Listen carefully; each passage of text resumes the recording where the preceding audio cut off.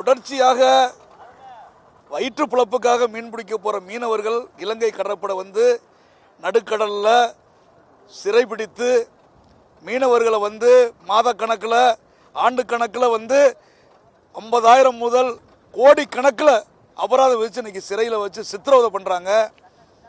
படகுகளை வந்து அரசுடைமாக்குறாங்க. இது வந்து வாடிக்கை நிகழ்வாக போச்சு. ராமேஸ்வரத்திலேருந்து நேற்று மீன் பிடிக்க போன 2 படகுகளையும் 14 மீனவர்களையும் இலங்கை கடற்படை சிறைப்பிடிச்சிருக்காங்க. காற்றின் வேகத்தினால் ஒரு படகு வந்து கடலில் மூழ்கி இருக்கு. எங்களை பாதுகாக்க வேண்டிய மத்திய அரசாங்கம் எங்களுடைய இழப்பை பார்த்து வேடிக்கை பார்க்கக்கூடிய ஒரு அவல நிலைக்கு இன்னைக்கு மீனவ சமூகம் தள்ளப்பட்டிருக்கோம். 75-100க்கும் மேற்பட்ட மீனவர்கள் இலங்கை சிறையில் இன்னைக்கு வந்து தண்டனை கைதிகளாக இருந்துகிட்டு இருக்காங்க. 200க்கும் மேற்பட்ட படகுகள் வந்து இன்னைக்கு அரசுடைமாக்கப்பட்டு அங்கே கிடக்கு.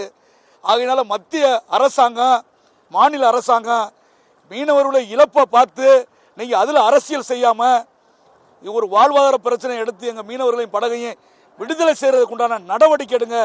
அதுதான் ஒட்டுமொத்த மீனவருடைய கோரிக்கையாக இருக்குது.